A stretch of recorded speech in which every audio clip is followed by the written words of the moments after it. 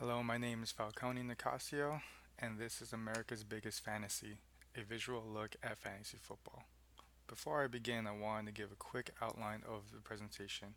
We will touch on my motivation for doing this project and existing work that's out there, research questions I want to answer, my work and future work. So, why fantasy football? For one thing, it's very popular. A lot of people play fantasy football and it's growing every year. This chart indicates that in both the dot position and the size of the shape. In accordance with it being popular, it's also very lucrative. It's been a growing business for many decades, but in the past few years, it's really been a booming industry.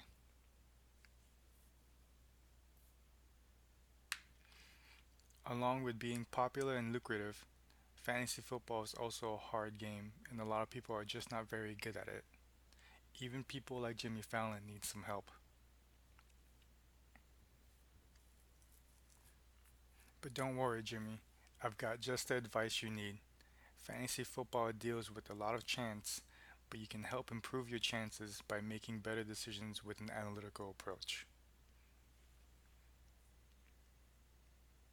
Before I get into it, I want to give a brief, oversimplified version of the game.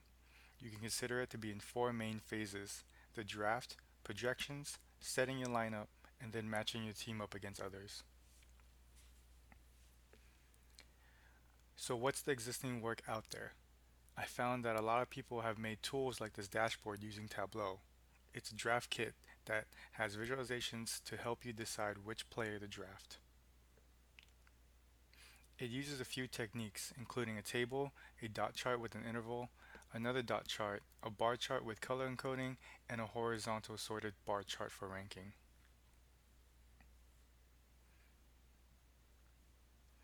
While the dashboard is informative, I did think that it had a lot of chart junk and wasteful ink. It has too much text for directions and instructions. Personally, I would have liked it to be a little bit more minimalist. Next is this projection chart by Fantasy Football Analytics. It shows running back projections for week 13 of 2019. Other sites like ESPN and Yahoo typically only list these by ranking. The visualization uses a dot plot. The dot is the median projection score. The lines represent a confidence interval of projected outcomes, and it's ordered by ranking but also uses color encoding to show tier levels. What I love about this visualization is that it's much better than the list or a sorted bar chart. It follows Tufte's data ink ratio principle, and you get way more information that's helpful for making decisions.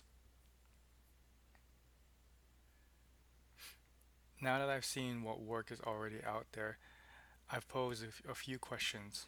One, is there a better way to look at projections for player comparisons? And how do we explore the data from a data science perspective? For the first question, I found my result in ESPN's app under the new IBM Watson Insights. It allows you to compare up to three players at a time and shows a kernel density estimation plot for projections and probability. For the second question, I started by using histograms. I played around with multiple bins, as you can see the changes from having bins of 5, 10, 15, and 20. In this case, the higher resolution is more of an accurate picture. I then made a box plot and a cumulative distribution function plot. This gives me more information like percentiles and outliers. The median here is clearly around 5, the 5-point mark for all players. I then went more granular and separated by player. Here we can see a box plot by position and also a KDE plot. This helps see the difference in points by position and also the spread of outcomes. The distribution plot shows a right skewed tail which suggests most players don't score more than 30 points. The box plot confirms this notion by showing that the scores above 29 are outliers. The KDE plots is a great tool for comparing player projection. While this project was really fun, it is not done. There are things I would like to do moving forward, like create my own projections using machine learning techniques and creating a dashboard using Dash or Bokeh. I hope now you're ready for next year's draft. Thank you for your time. I hope you enjoyed this presentation.